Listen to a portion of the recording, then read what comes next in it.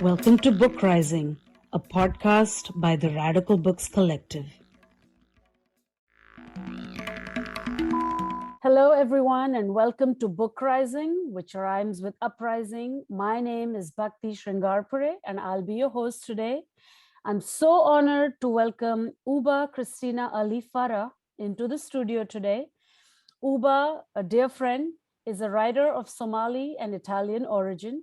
She is the author of 3 novels, as well as plays, poetry, librettos for opera, as well as academic work, often written in Italian. Ubah has been the recipient of prestigious residencies and awards, including the Lingua Madre and Vittorini prizes. She is currently a UNDP consultant for a project on oral historiography for peace building in Somalia.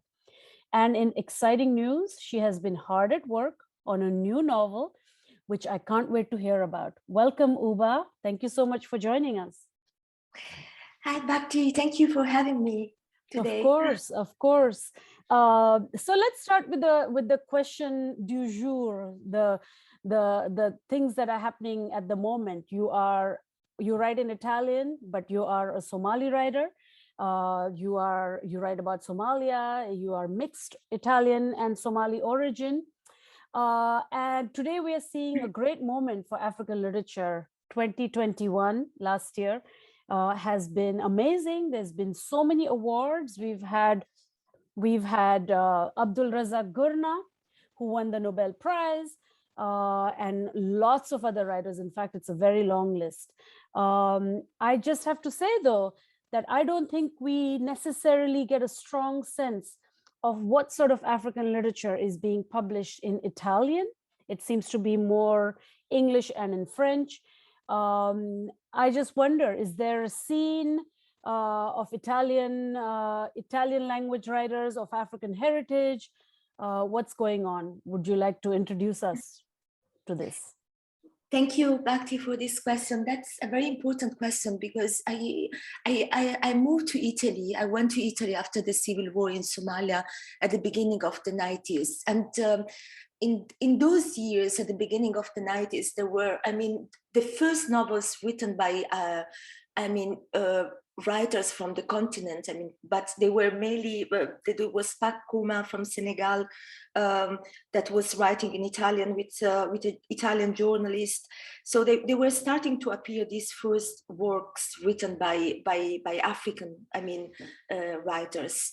And then, and it was the early 90s, but there were not a corpus, there were not a lot of writing from people that were arriving from the ex-colonies of Italy. Ethiopia, Eritrea, Libya, and Somalia. And so it somehow it started in those years. So I arrived in this kind of with scenario where Italians suddenly realized that they were not, that Italy was becoming a country of immigration instead of emigration. So these first works were called migrant literature, but I and Igiaba, Shegon, Eka, Mohammed, and other writers were also, we had also this kind of post-colonial background. So that started with this generation. And it was very interesting because strangely enough, we were mainly all women writers of my generation. And then now recently, 20 years later, there are very, very young writers, that are of the more recent generation. They have different backgrounds, they come from different countries, but they grew up in Italy. And I think that they emerged recently, especially with the Black Lives Matters movement in US. They started talking about racism in Italy and so on. But it's very interesting. Some of them are they are doing a very interesting work, but at the same time, they don't have this kind of this legacy, this connection with the ex-colonies, even though they are in Italy because of a post-colonial prizes and think, of course, but it's the memory and the thing that they write is a little bit different. Yes. That's so interesting. So basically, we're looking at a generation that has a more vivid reflection on the past of the countries they come from, and then what in the United States we would call like writers of color, or Yes. kind of a new generation of people who identify more perhaps as Black. Would you agree? Yes, they identify themselves, they denounce the racism of the Italian society, but at the same time, we also started a conversation because I think that Italy only recently is acknowledging what happened in the past and the colonial, the colonial history, because until now it was like a taboo, because it is really linked in the memory with the fascist era. So people, they connected to that, and so basically not a lot has been done about what happened in the past, and now we are starting to talk about it. And I think that also the migrations and everything what is happening now in Italy, we can comprehend and discuss more about it, especially if we think of what Italy has done in Africa, in the ex-colonies, because otherwise there is no space to discuss about it. Yeah. Absolutely. I want to talk a little bit more about Italy and their colonial memory. But before, I just want to pick up on something you said, which is that this early generation of writers of African heritage were all women. I find that kind of interesting. Why is that? So no, the first generation in the 90s when I arrived, Khouma and Salah Metnani, also these writers were men. Well, mainly they were men, yes. And then with my generation, it was people that were connected with the colonial past. We were all women. Gabriella Germa. So it's interesting. So somebody asked me, it's very complicated to somehow to explain this. Why happened? Why the generation of my father didn't write? We have Nuruddin Farah, but he writes in English, and so we don't have people of that generation that have written in Italian, not novelists at least. So it's very interesting. I'm not sure about if there is explanation of, or if it is only a coincidence that we are all women. Yeah. That's super interesting. Let's get back a little bit to thinking about being Somali and growing up in Italy. What was that like? And I know that you're of mixed origin, so perhaps you had access to both cultures, but was there, I don't know very much if there is a kind of Somali neighborhood, Somali restaurants. I understand that Italy had a stake in Somalia. I know that the works of writers like Nuruddin Farah explore that relationship, in fact use Italian words and so on. I just wondered how was it to grow up as a Somali in Italy? So basically I arrived in Italy when I was almost 20 years old. So I grew up in Somalia. Yes, I was born in Italy. I have this kind of strange biography, because my father went to Italy at the beginning of the 70s, end of the 60s, with a scholarship. And this is how in Verona, in Padova, he was studying in Padova. And there's where he met my mom.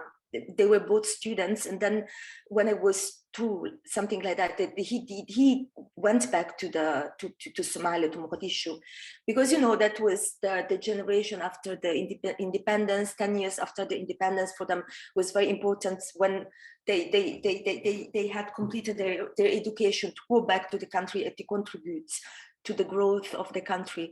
And so I arrived when I was 2. At the beginning, there was this huge project that Somali was written in the 72. I was born in 73, was written in 72. So all schools, they started to, they wanted the education to be in Somali.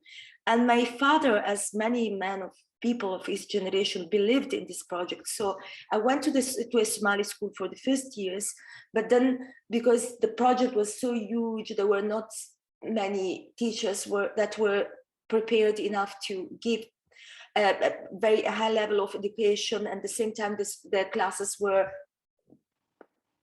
full of people. So after a few years, he gave up as well, and I studied in an Italian school. So basically, my mother tongue is Italian because my mom is Italian, and my formal education has been in Italian, even though I was growing, the language of the everyday life was Somali. Yes, I grew up there. So when I moved so first after the war, I moved to Hungary, and then I moved to Italy. And in the first years was very interesting because many Somalis, because there was this very strong link with Italy, it was full of Somalis. I mean, Roma, if you going to the stazioni termini, the station, the central station of Rome, but also in small cities like Verona, where my mother is from, there were huge community of Somalis because it was the natural, place where they were going. Many of them were educated in Italian, and they have links with Italy. And then because Italy didn't recognize any kind of benefit to these people, so my father himself, they all moved. Many moved to Holland, and they moved after a few years, they moved to UK, many to Canada. And yes, and I stayed, and it was very interesting because in the very first years, the community, it became smaller and smaller. But then recently, now I live in Belgium. I have been living here for 9 years. But before leaving Italy, it was very interesting because they were arriving these young people with the tahrib, through the desert and the sea. And so to see this kind of combination of a very small community of Somali that were still living in Italy, decided to stay in Italy, and all these young people that didn't have any kind of awareness about the colonial past, or they had, but they didn't speak any Italian, they were 20, they all grew up during the Civil War, so they don't even know what the country was before. And to see this kind of, contact between this link between these two kind of community was very interesting. And there was this joke that I was saying, because Somalia has very strong sense of humor. So, so they were saying that people that were in Italy before, they used to call them vecchie lire, which was the currency before the euro, lire. So the old lires were the Somali that were before. And the young ones, the Titanics, because oh my gosh. Yeah, it's a very, very black irony. I don't know. That is very cruel. It's very cruel. But they were calling themselves like that. It was not a name that was given to them. It was like a sort of, Of course. Yeah, and the other thing is there used to be a restaurant, but now the community is, as I told you, it was dispersed very early. There is not a restaurant anymore. The first years there were even a restaurant that was called Trattoria, and Somalis used to meet in stazioni termini. There was a huge community, but then. And it's very interesting because if you go to London, for instance, there is these old generation of my father, but also people a little bit younger than them, so born in the 30s, 50s, that they still meet each other. They still meet in London, read Italian newspapers. They discuss sometimes about Italian politics, and That's lovely. London is really, I always think of London as having a massive Somali community. In this case, are you talking primarily about Rome when you're talking about these stages or groups of people arriving at different generations? Yes, I'm thinking about Rome because I spent 18 years of my life in 18 years of my life in Rome. So perhaps is also the capital. So is that the town that I know better. But there is also a big community in Naples, in Torino, and as I told you, I spent 3 years at the beginning after the war in Verona, but also in Verona there was a Somali community. So you see that they were, the first place where they established themselves was Italy, and then they all moved, and everybody left the country. Yes. Wow. Yeah, that makes sense. I met you in Sicily a few years ago in Palermo, where there's a huge populations of migrants from many different places, Asia, Africa, Middle East. And Palermo has become a unique sort of refuge. Before we go into talking about your work and your writing, I just, while we're talking about waves of migration and so on, can you say a little bit about why Palermo has become this hub, this kind of center of some of this thinking, some of the work being done around what they call a crisis of migration? What's happening there? So I think that Palermo, it has very, very peculiar energy. The city for me is, I think that if I had to choose a city in Italy, my favorite place is Palermo, really, because I think that perhaps because there are all these cultural networks and people have different backgrounds, and it's a city where people just resist, and obviously it is also for political reasons, because there has been this kind of mayor for many years that has trying to do very important things, cultural initiatives and things in the city. So this is obviously also a consequence of his politics as well. But but then I think that I don't know, because I have been working with, as my friend, our dear friend Alessandra Di Maio, who is a professor at the University of Palermo, that has organized, when we met, this conference, this wonderful conference, and it was really welcomed in Italy, in Palermo.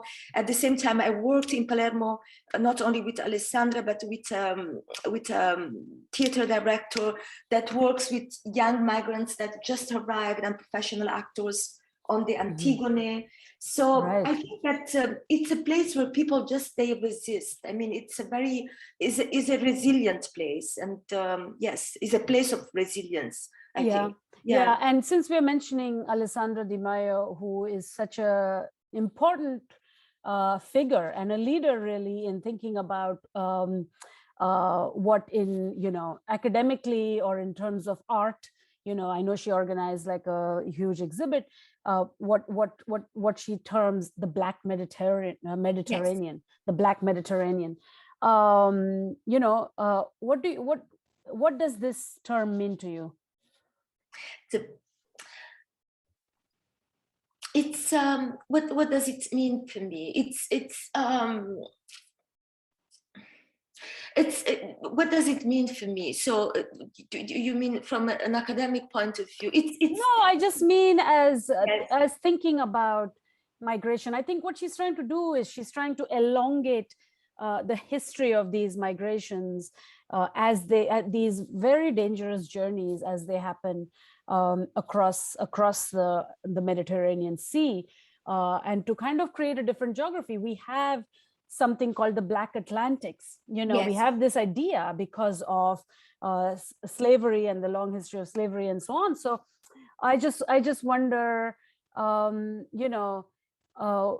Palermo seems to be the place where you think about the Black Mediterranean, Exactly. Yes, I think that for Italy is very important to discuss about it, because as I was saying at the beginning, until Italy doesn't recognize that part of the population in Italy is Black, there won't be space for accept the new people that are arriving, the migration. I mean, this is why I think that this colonial past is very important to discuss about it and to recognize it, because as far as Italy doesn't understand that, I mean, for me, it has been always very, it has been always amazing, because when I arrived, I was an adult, fortunately, so I didn't have any kind of complex or anything. But at the same time, this thing that people were asking me, why you speak Italian so well, and that, oh, you don't know your story. I mean, for me, it was like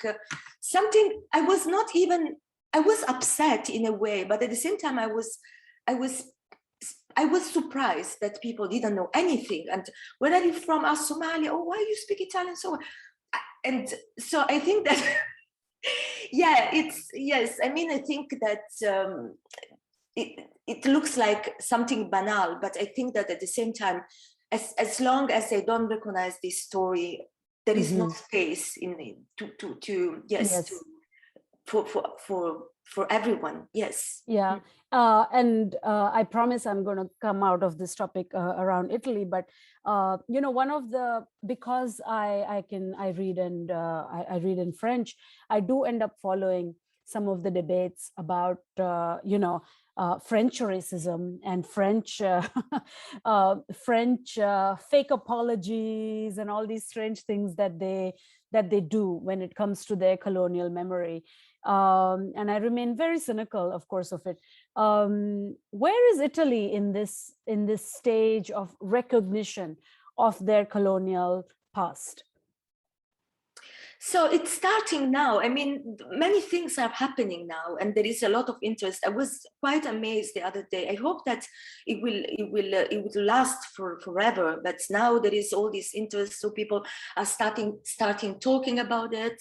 There is all this new generation, especially of young bloggers, so they are very present on Facebook, on the social medias, and it is very interesting, because the other day I was in Rome and there was this event where I presented my last novel with this Jara Khan. She's a young writer of Ghanaian origins, but she's from Naples. Basically, she was born and grew up there, and it was beautiful because there was this large number of young people, and she was all her followers, but they are not necessarily all Black. I mean, some people, maybe they have different origins, but they were also mainly Italians.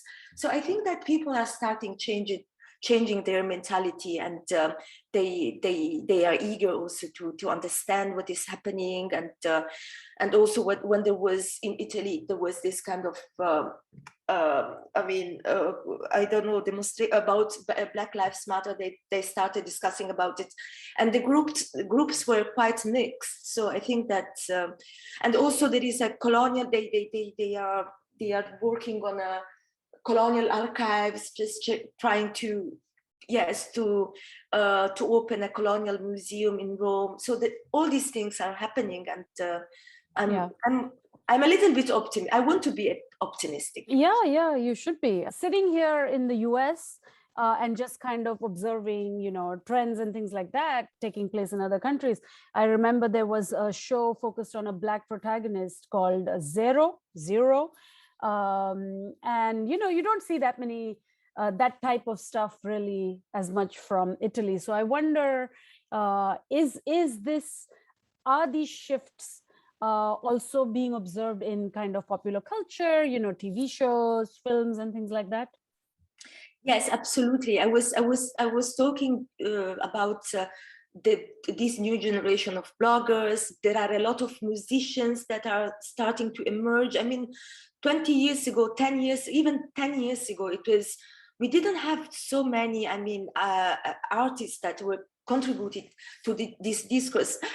Of course, obviously, that something is more sophisticated and something is less sophisticated. But I think that in terms of popular culture is always important, because it makes a mass. I mean, it makes a discourse. It builds something, and everyone is giving his contribution in a way or in another. And so this is Zero. It was important. I mean, in Netflix, something Yes. Yeah, I'll watch it. I think I watched the first episode, but I plan to continue it for sure. Let's talk about you. Let me start with a provocative question, which is, you grew up for basically most of your childhood in Somalia, and then you moved to Italy. So I'm assuming that you're extremely fluent in Somali and in Italian languages. I know you did your PhD also on Somali language things. Why did you choose to publish? Why did you choose to write in Italian for your novels? I think that there are several reasons. The main reason is because my formal education has been in Italian. So also when I was in Somalia, I used to, I think that many people that write used to do so. So I have this journal, and I was like obsessive. Every day I was writing. I think that there was the practice that helped me then to write, because writing, as you know, is a practice. You have just to practice it and read and write and write. But I was writing about the Somali word in Italian when I was there. Then Somali, the Somali poetry is it is the highest form of art in Somalia, and often, they started writing narrative quite recently in the 70s, but the narrative form is not the traditional one. So if there are many poets, poetry is considered very important also in the society. But basically, people that I was raised in the city, and many people have a different kind of backgrounds that the writers, Somali writers, and also because I think at the end that the language that you choose for your writing is also a political statement. So basically, sometimes now I've been living in Belgium for several years. Sometimes people ask me, have you ever thought about writing in another language? And I think no, because it is very important, the language. Then you can be translated, but the first act of writing and the language that you choose is a political statement for me. Yes, I don't know if it makes sense. Yes, not. of course. I didn't realize that your whole education was in Italian for some reason. And of course, my education was in English. So even though I'm fluent in 2 Indian languages, it's not, I won't be able to write in Hindi or Marathi, right? Okay. So I completely understand what you're saying there, of course, and the political act, but also the kind of emotional intensity that comes out of having immersed in, gone to school in certain language, had friendships in that language, and so on and so forth. But of course, I know that your novel, the translated one that I have read, contains many Somali words, and it really plays with a kind of tenor of, it really changes Italian language probably. I'm reading it in English and there's so much Somali in it. And as someone who has tried to study a tiny bit of Somali in the past, it's interesting to see. It's interesting to see how you do that. So of course, in a way, you're operating on multiple registers. Let's talk about your novels. Congratulations. I know you have a new novel out. And I was just kind of marking the dates of each of your novels. So your first novel, Madre Piccola, translated as Little Mother, came out in 2007 in Italy.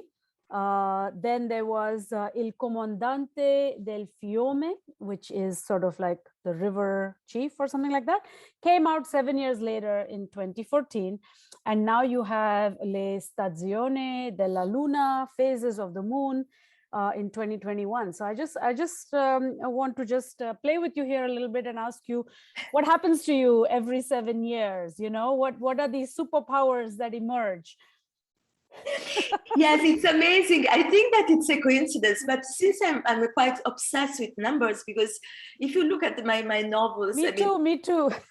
Ah, so Madre Piccola has 9 chapters, Il comandante del fiume 18, then Le stazioni della luna. I choose this number because then I will perhaps explain to you, but I'm quite obsessed with numbers. I think that somehow, you know, it is related.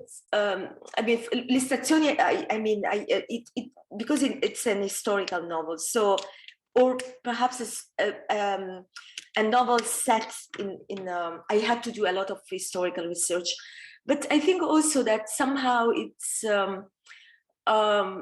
for women writers, the life that you live is also, I mean, changes everything, because I had Madre Piccola. I wrote Madre Piccola when my 2 children, not the first one was born in Somalia when I was 17, but then I had 2 children, and this novel it was mainly about the diaspora, so it was very about the diaspora, all the stories that I was hearing, and then I was working in a place, and so I think that it has to do also with life, because we cannot, I mean, writing is not separated from what you live and the research that you do, and the kind of things that you absorb and you want to write about. And yeah, and the 3 novels are very different from each other, so I think that, yeah. Do you want to just you know, tell the listeners about the 3 novels? I know Little Mother, which did get translated into English, you know, is about, it's about sort of like, in a way, it's like a communal parenting, the story of these women, and kind of decentralizing the figure of the mother and the concept of what makes a typical traditional family in a way. It's a feminist novel. It's about kinship between women, you know, but the other 2 that have not yet been translated, do you want to tell us a bit more, and how your topics and themes have changed? Yeah, so I think that every writer has his obsession. So somehow they say that maternity, since I was a mother when I was so young, I mean, and my maternity coincided with the war. So this is a very interesting link between the two things that are apparently completely opposite from each other. So the first one is about the diaspora, as you said, and the second one is about is a coming of age novel, where the main character is a young Somali guy who grew up in Italy.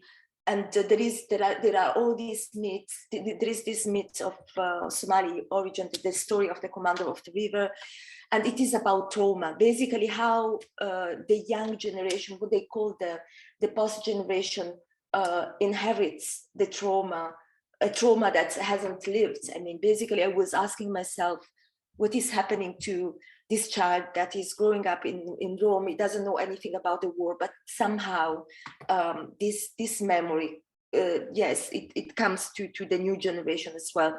And the third one, the novel, the Illustrazioni della Luna, the phases or the stations of the moon, is about there are always these very strong women characters, and it is set in the 50s in Mogadishu, when Italy went back to, after losing the colonies, it went back in the 50s in Mogadishu with the Italian trust ship until Somalia, just to help Somalia to get independent. So it was a very strange and complicated period, because of course there were people that were good, but at the same time many people that were the former colonizers arrived in Somalia. So there was this kind of tension between the two communities, and yeah, so yeah, it is about that, and about this I mean, pre-independence movements, and yes, about what was happening in those years. What is the meaning of the title? So le stazioni della luna, it is the phases of the moon. It is related with one of the main characters is called Abla, and Abla is the name of the first novel, one of the first novels of Nuruddin, at least from a crooked rib. From a crooked rib, where she, I mean, there is this kind of topos, literary topos, where she, the young girl, that she lives the countryside to escape a forced marriage, and she comes to the city, and her name is Abla, and my character as well, my Abla as well, lives the countryside to go to Mogadishu, and she's an astronomer. Wow. And so she's a traditional astronomer. She's not somebody who went to school, but for me, she's an intellectual, because her curiosity, and only men can be astronomers in the Somali society, patriarchal society, but she learns because her father loves her, and this kind of knowledge makes her free at the end. Yes, so she comes to Mogadishu in those years. She have 2 children. She marries this truck driver who is a poet. Yeah. Sounds very different from Nuruddin Farah's Ebla, actually. Yes. I can't wait to read this translation. It is being translated, yes? So Il Comandante di Fiume it has been translated and will come out with Indiana as well soon. And Le Stazioni, yes, Le Stazioni just came out in July, so we are waiting. Yeah. Okay, good. I hope so. So, you know, you have kind of many different personalities. You know, you're an academic. I know you do a lot of, you have a PhD you have a PhD and you are an archivist. I've seen you perform in Palermo in an opera, in a contemporary opera. And I know that you're working on this historiography project for the United Nations. So, you know, I was trying to think about what kind of might tie these projects together. And I think it's a sort of real faith or possibility that you might see in storytelling. I don't know if you agree. I mean, do you think storytelling is a radical act? Is that what brings all your many personalities together?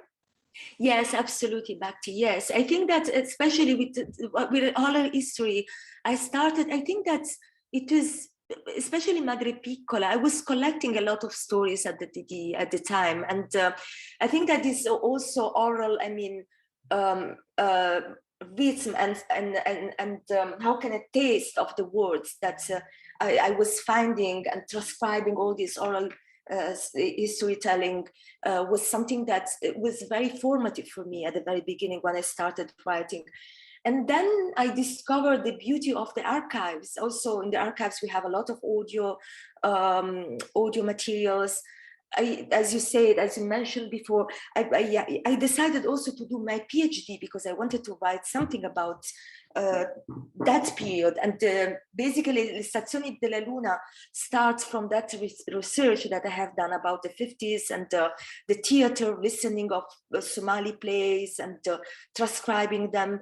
So somehow this kind of, I think that they have been the fuel for me. This storytelling and yes, the stories that I had the privilege to find and to listen were my my. Can you say a little bit about the oral historiography project for the UNDP? Am I right? You know, and I know it's something to do with peacekeeping and Somalia. It seems very overtly political or humanitarian, you know, which is great. I just wonder how you're bringing like your unique kind of creative influence into it. Yes. So basically, the project is we hope that it will have it will involve more and more people, because we are talking about many people of the younger generation that had been they have this kind of this kind of, how can I can say, training about oral history, how to collect stories, so on. And they are, especially they are from different parts of Somalia, so different backgrounds and regions and Khabil and all these things. So we know that in Somalia, people, they don't speak to each other. And it was very important to do this thing not on a political level, but on a civil society level. So we use different forms, also art, to make people tell some stories and exchange this story with each other. And yes, I think that it's very important, because at the end, all the stories at an individual level, it's easier to have a connection with the people when you are just telling a story, not talking without political agendas. So I think that it's very powerful, have a very powerful potentially it is very, very, very powerful. And it is very interesting, because at the beginning, the training, some of the people that were working on the training were not Somalis. And to realize how Somali language is so important for the population and how poetry is still used, it has been amazing for me, because from the first day, they say the people, the trainees, they were saying, we want to do everything in our mother tongue, which is very, well, which was very surprising for everyone and powerful. Yes. Yeah. You know, I also was happily surprised when I had been to the Hargeisa book fair in Somaliland, and just the amount of Somali language publishing and the you know, masses of people who come out to hear the poets and the readings and things like that. So I agree very much. It's a very much of a thriving post-war sort of scene, and you know, I can only imagine that it's only going to grow and be better. It's super interesting to think about. I know you're working on a new novel. I know that you know, during the pandemic you've been busy at work. I know that some of that new work is drawing a lot from archives, Somali archives, I think from the 30s and so on. Do you want to reveal a little bit about this project? Yeah, it is novel that just came out, the one, Le stazioni della luna, the phases of the moon. And but you know, okay, it has been so amazing. So I won't let you wait other 7 years, because I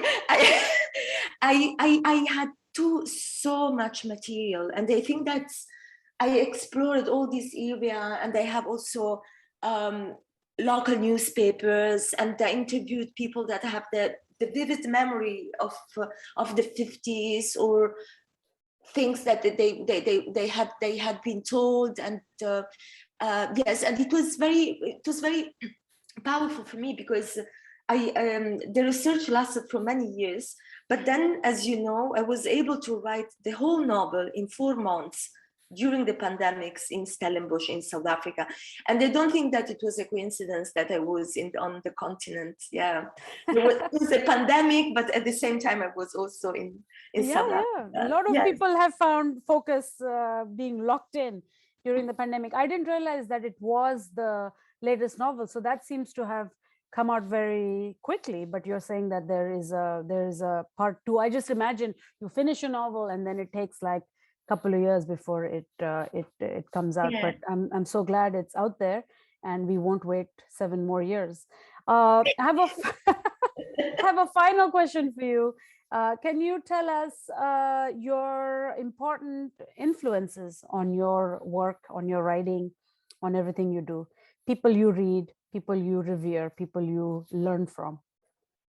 Yeah, I think that for me was like a sort of epiphany when I first met Nuruddin Farah. Is true. I mean, I was a student at the time. It was in the early 90s in Rome. He came there, and for me, really, his books. I have been reading his books since then, and also this vision, completely different vision about Somalia. But I think that, you know, that in those first years, because as I think that it happens in all the post-colonial situation. Also, I studied Italian literature. I studied Dante, I studied Boccaccio, I studied all the Italian writers, so on. So in those first years at the university, really, it has been so important to meet Nuruddin, to meet Shoinka, to meet Toni Morrison, to meet Zoe Winkle. I mean, all these writers, because I didn't have the opportunity before to read these writers and to conceive and to tell the story in this different way. I mean, from a different perspective. And so this was the beginning. I mean, then I can quote other writers, but I think that in those years, also Ousmane Sembene, the French, I mean, it has been something very important for me. Yes. Yeah, it's such a terrible trick of colonialism, right? In a way, yes. When I studied in India, I attended some college in India and never got exposed to this kind of connections, you know, this kind of post-colonial lineages and things like that. And then had to kind of leave to learn about it. And it just, you know, it makes you think that like we really do have to believe in sort of decolonizing publishing, decolonizing our curriculum and stuff like that. It still remains kind of urgent topics, right? We're not there yet. Hopefully it's changing. But I just want to say thank you so much for coming on to BookRising. This was such an exciting conversation, and you've given us so many recommendations and so many things to think about. And I wish you luck in your future projects. Thank you, Ubah. Thank you, Bhakti. Thank you.